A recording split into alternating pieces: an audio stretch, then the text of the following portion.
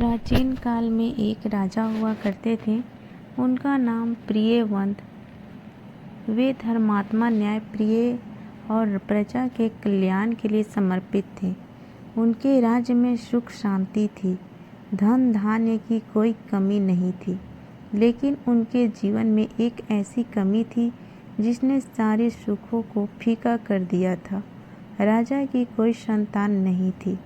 राजा प्रियव्रत और उनकी रानी मालिनी संतानहीनता के कारण गहरे दुखी रहते थे।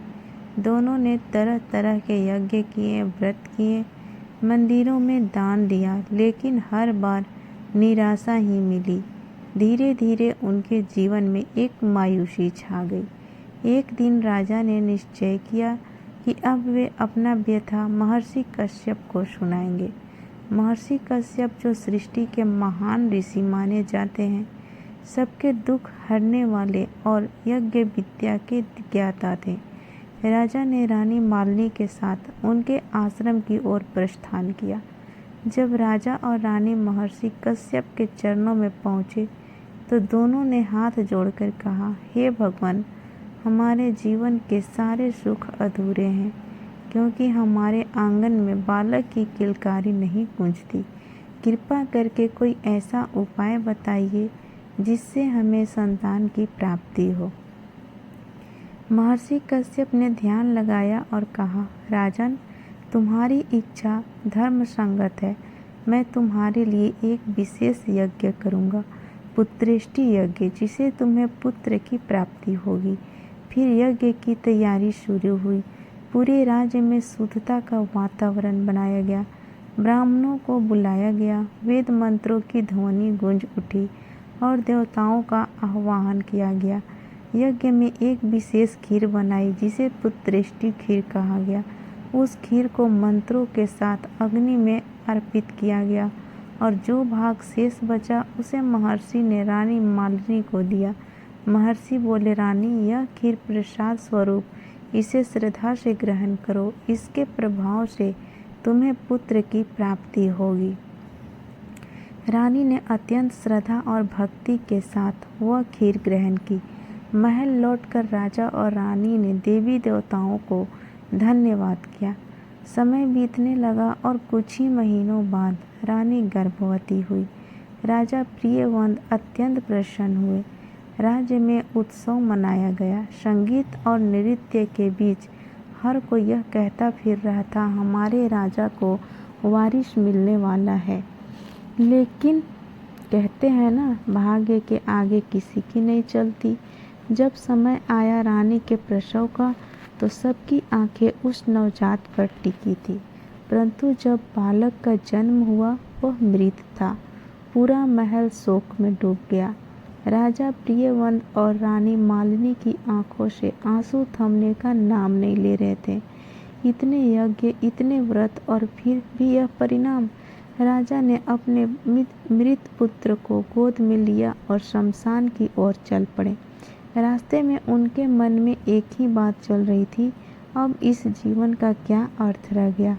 लेकिन उन्हें नहीं पता था कि शमशान में उनका सामना उस देवी से होने वाला है जो आने वाले युगों तक संतान सुख की अधिष्ठात्री कही जाएंगी। देवी षष्ठी यानी छठी मैया। राजा अपने मृत पुत्र का निर्जीव शरीर गोद में लिए हुए शमशान की ओर बढ़ रहे थे। रास्ते में उनका मन विचलित था, आंसू थमने का नाम नहीं ले रहे थे। उन्होंने सोचा, जिस संतान की कामना में इतने यज्ञ किए, इतना तप किया, जब वही नहीं रही तो मेरे जीने का क्या अर्थ। शमशान पहुंचकर राजा ने अपने पुत्र को सामने रखा और बोले, हे प्रभु, यदि यही मेरा भाग्य है तो अब मैं भी इस जीवन का त्याग कर दूंगा। मेरे प्राणों का कोई मूल्य नहीं रहा।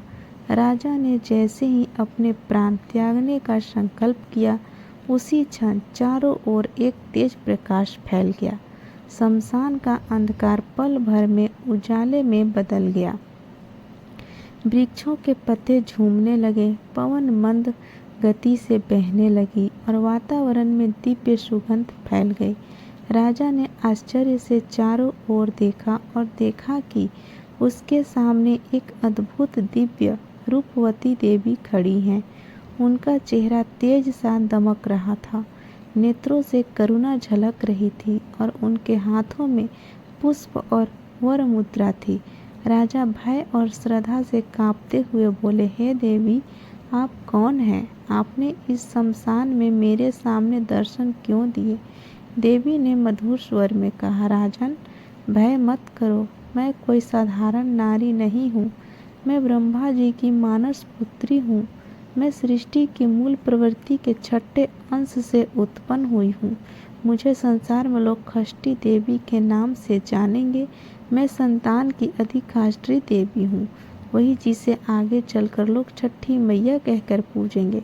राजा के हृदय श्रद्धा से भर उठा। उन्होंने हाथ जोड़कर कहा, हे देवी षष्ठी, यदि आप संतान की अधिष्ठात्री हैं तो मुझ पर कृपा करें। मेरा पुत्र मृत जन्मा है, मेरे जीवन का कोई अर्थ नहीं रह गया। देवी मुस्कुराई और बोली, राजन, यह तुम्हारे कर्मों का फल है, किंतु तुम्हारी श्रद्धा और तुम्हारी पत्नी की भक्ति ने मुझे यहाँ खींच लाया।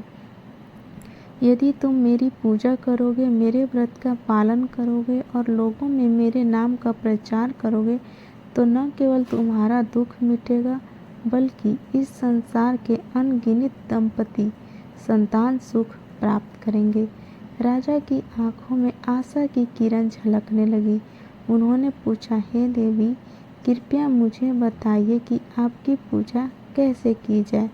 देवी ने कहा, षष्ठी तिथि के दिन व्रत रखो, स्नान कर शुद्ध होकर मेरा पूजन करो, फल फूल दीप और नैवेद्य अर्पित करो, संध्या के समय कथा सुनो और रात भर जागरण करो। सच्चे मन से यदि यह व्रत किया जाए तो संतान प्राप्ति अवश्य होती है। राजा ने श्रद्धापूर्वक सिर झुका दिया। देवी ने वरदान देते हुए कहा, राजन, मैं तुम्हारे पुत्र को जीवन प्रदान करती हूँ। और तभी वह मृत बालक जो सामने रखा था धीरे धीरे हिलने लगा। उसकी सांसें चलने लगी और फिर उसने रोना शुरू कर दिया। राजा प्रियवंत की आंखों से आनंद के आंसू झरने लगे। शमशान, जो कुछ पहले शोक का स्थान था, अब सुख और चमत्कार का प्रतीक बन गया। राजा ने सिर झुकाकर कहा, हे देवी, आज से मैं आपको ही अपनी आराध्या मानता हूँ। आपकी महिमा को पूरे संसार में फैलाऊंगा, ताकि कोई भी दंपति संतान के लिए व्यथित ना रहे। देवी ने आशीर्वाद देते हुए कहा, तथास्तु राजन, जब तक सूर्य और चंद्र रहेंगे तब तक मेरे व्रत की महिमा बनी रहेगी। जो मुझे सच्चे मन से पूजेगा उसके घर सदा संतान सुख रहेगा। इतना कहकर देवी षष्ठी अदृश्य हो गई और राजा प्रियवंत का जीवन सदा के लिए बदल गया। राजा प्रियवंत ने जब देखा कि उनका पुत्र जीवित हो गया तो उन्होंने देवी के चरणों में सिर झुका दिया और प्रणाम करते हुए कहा, हे देवी षष्ठी, आपने मेरे जीवन को नया अर्थ दिया है।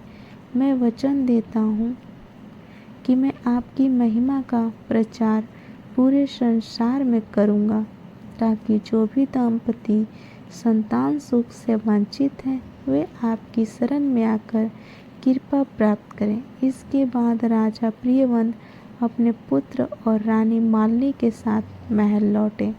राज्य भर में उत्सव का वातावरण बन गया। ढोल नगाड़े बजने लगे, दीप जलाए गए और हर दिशा में यह घोषणा हुई कि आज से देवी षष्ठी, जो सृष्टि की मूल प्रवृत्ति के छठे अंश से उत्पन्न हुई है, उनकी पूजा की जाएगी।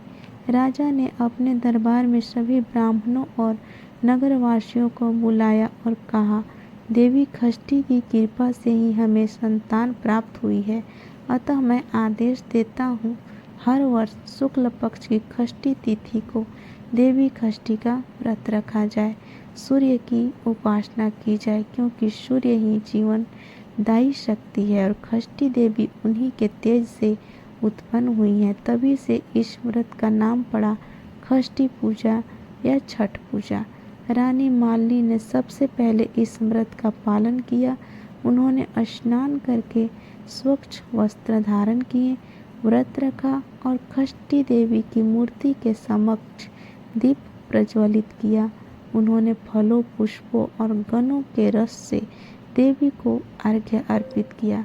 संध्या के समय उन्होंने सूर्य देव को जल चढ़ाया और कहा, हे सूर्य देव, आपकी किरणों में जीवन है, आपकी ऊष्मा में मातृत्व का आशीर्वाद है, आपके प्रकाश से ही छठी मैया का तेज चमकता है। हमें और इस संसार को आपकी कृपा हो। उस दिन से ही यह परंपरा धीरे धीरे पूरे आर्यव्रत में फैल गई। हर वर्ष षष्ठी तिथि पर स्त्रियां उपवास रखती, नदियों में स्नान करती और संतान के मंगल कामना करती। समय बीतने के साथ यह पूजा केवल संतान की कामना का प्रतीक नहीं रही, बल्कि यह कृतज्ञता और शुद्धता का पर्व बन गई। जहाँ भक्त सूर्य की उपासना करते हैं, जल में खड़े होकर संध्या और उषा दोनों अर्घ्य देते हैं, कहते हैं कि षष्ठी देवी की कृपा से जीवन, शक्ति और नवजन्म का आशीर्वाद मिलता है। इसलिए इस पर्व का संबंध उदयमान सूर्य से है, जो हर दिन नई शुरुआत, नई ऊर्जा और नया जीवन देता है। राजा प्रियव्रत के राज्य से आरंभ हुआ यह व्रत धीरे धीरे संपूर्ण भारतवर्ष में फैल गया। विशेषकर बिहार, झारखंड, पूर्वी उत्तर प्रदेश और नेपाल के क्षेत्रों में आज भी लाखों माताएं छठी मैया की पूजा करती हैं, कड़ी तपस्या, निर्जल व्रत और भक्ति भाव से, ताकि अपने बच्चों का जीवन मंगलमय हो और परिवार में सुख शांति बनी रहे। कहा जाता है, जिसने भी एक बार भी छठी मैया का व्रत किया, उसके जीवन में अंधकार नहीं रहता, क्योंकि यह देवी न केवल संतान की अधिशास्त्री हैं, बल्कि वे आशा, पुनर्जन्म और दिव्यता की प्रतीक हैं। राजा प्रियव्रत की कथा आज भी हर छठ पर्व में सुनाई जाती है, स्मरण कराने के लिए जब श्रद्धा सच्ची हो तो मृत्यु भी जीवन में बदल जाती है। प्रेम से बोलिए छठी मैया की जय। जय सूर्यदेव की।